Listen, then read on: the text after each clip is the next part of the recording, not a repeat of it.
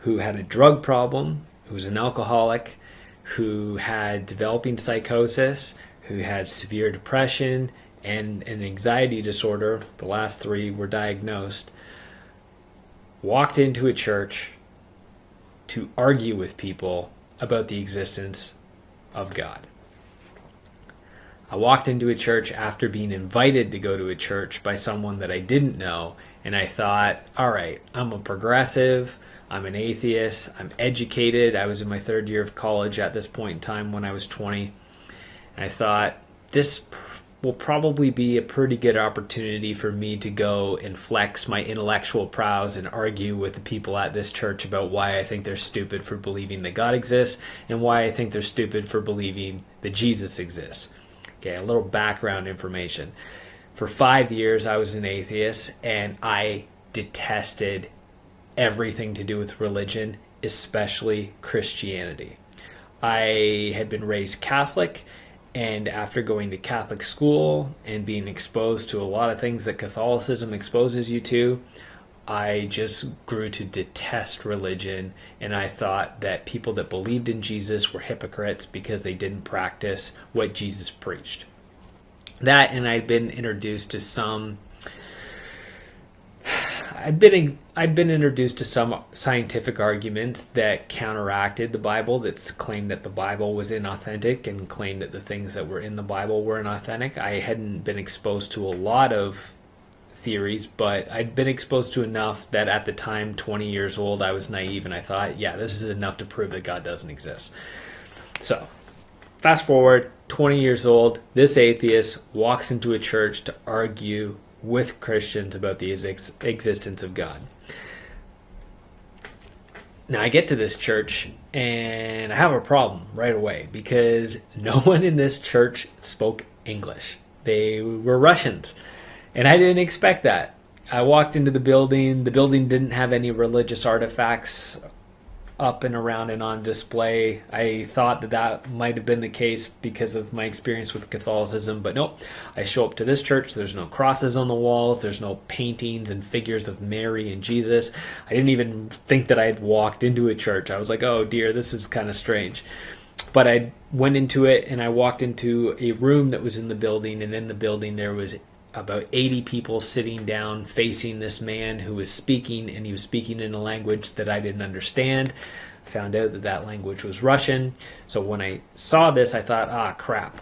I don't know what I'm going to do now because these people aren't going to be able to have a conversation with me if they don't speak English. But I sat down anyway, and I just thought maybe I'll get an opportunity to speak with someone later on, and that's where I can argue with them. Now the man continued to speak, and it wasn't long, I think I arrived late. I didn't arrive when he had started speaking. I arrived close to the end because he wasn't up there for very long. And immediately after he had stopped speaking, everyone in the room broke out into screaming, crying, talking. They were praying.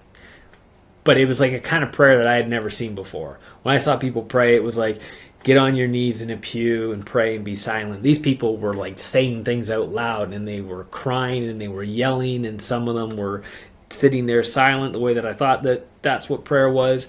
But what struck me was that everyone in the room was doing this. Everyone. All 80 of them. And these people, the age range was something from 80 to 13. From 13 to 80. There was a lot of young people there, a lot of middle-aged people there, and a lot of old people there. So they're breaking out into prayer, and I'm still sitting there thinking, crap, now I'm definitely not going to get an opportunity to argue with people about the existence of God. But just as I was thinking that, a woman walked up to me, and she looked me in the eye, and she leaned over, and she said, in a broken English, "Can I pray for you?" It's my best attempt at mimicking her accent. And I just thought, sure. Go ahead. And I thought that very defiantly. I didn't want to say yes, but I just thought, yeah, I'm going to prove something to you when your prayers don't work, kind of thing. That's what was going through my head. She reached out. She put her hand on me, and she said, in Jesus' name, and she started praying. And that's when my life changed.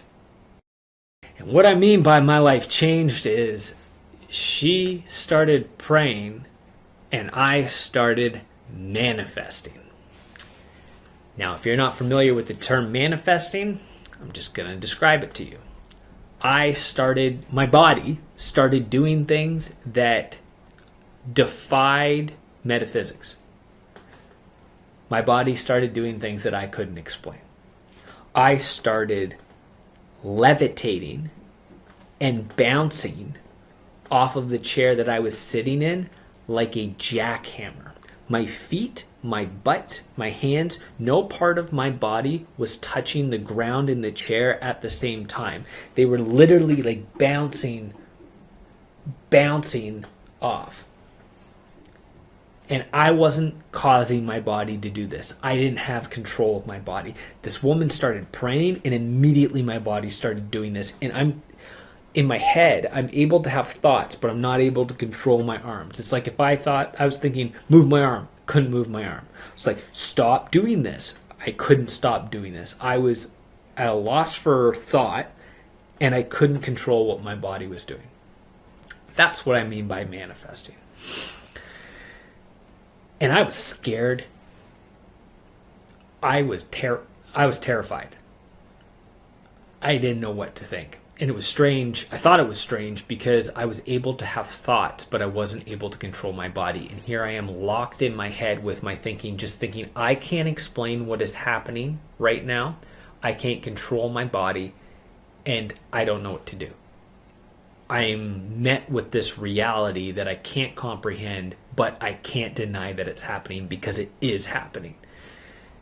And as I'm manifesting, everyone in the room that had been praying immediately stops praying on their own and they circle me. And they get around me, they stretch out their hands, they put their hands on each other, and now they're praying for me. And I am aware, I can comprehend, I can move my eyes and I can see what's happening, but I'm like bouncing off of this chair and just watching what's happening, terrified in my mind, not able to control my body. Whew. And as this continues, and it continues for a while, I think it had to have been at least close to an hour. I start to feel like I'm getting constricted. Like my body is being wrapped by a boa constrictor. And it just continues to feel smaller and more suffocated. And I'm losing my breath. I'm still bouncing off the chair like a jackhammer. And everyone is still praying for me. They're all around me. They're praying. And this woman is still just screaming. And all I can hear and make out in English is Jesus. And I'm just like, what the freaking heck is going on? But my body starts to feel constricted. And I am beginning to feel more terrified because I'm losing my breath as I'm continuing to bounce off this chair like a jackhammer. And then these voices started in my head. What sounded like hundreds of voices. And they were all saying in a combination, kill yourself, kill yourself, kill yourself. God doesn't love you. Kill yourself, kill yourself, kill yourself. God doesn't love you. And in my mind, I'm able to I'm able to comprehend that I'm not able to control my body, that all of this is happening, that I can't explain it, yet it's producing this fear in me that feels like absolute agony. And I think to myself, because I'm able to have thoughts, I'm like in this situation and I'm able to think, I'm like, what do I do? But I'm able to also think about these voices. And I think, well, I don't believe in God. So why are these voices acknowledging God? And I thought that was strange. And then it was almost like a thought came over me, and it was like, what's happening inside of me right now with my body reacting this way, and with hearing these voices in my head and this feeling of being constricted by a boa constrictor. All of this is happening for a reason. And the reason is that something inside of me is directly opposed to what all of these people praying for me represent. It is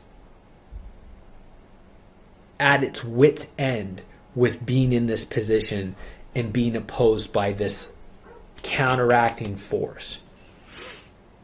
And in my mind, I'm thinking, what is in me? What is going on? And as these voices continue to say, kill yourself, kill yourself, kill yourself, God doesn't love you, and as I feel more constricted, and as my body continues to bounce like a jackhammer off of this chair,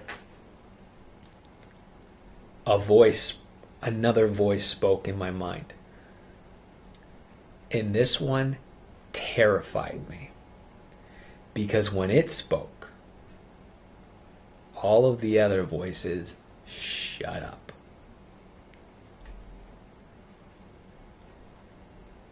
And it said my name, Steven.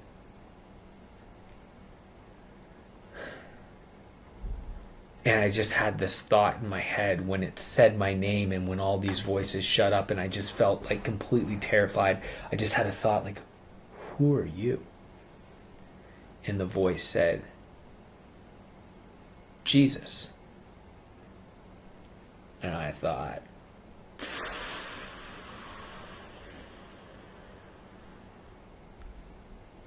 okay.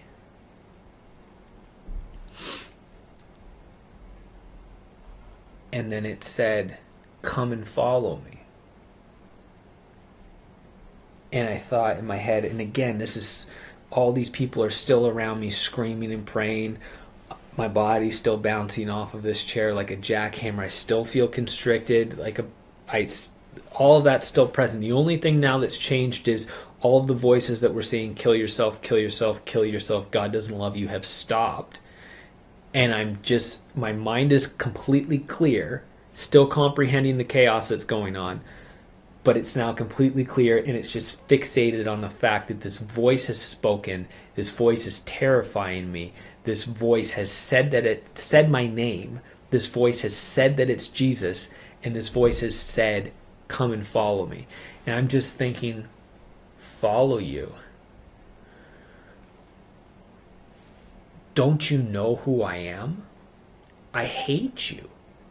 I've spent the last 5 years of my life just detesting everything about Jesus, about religion, about Christianity, about faith. I'm an atheist.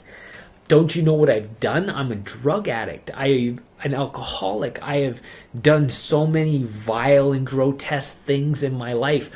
Why do you want me to follow you? Like, this makes no sense.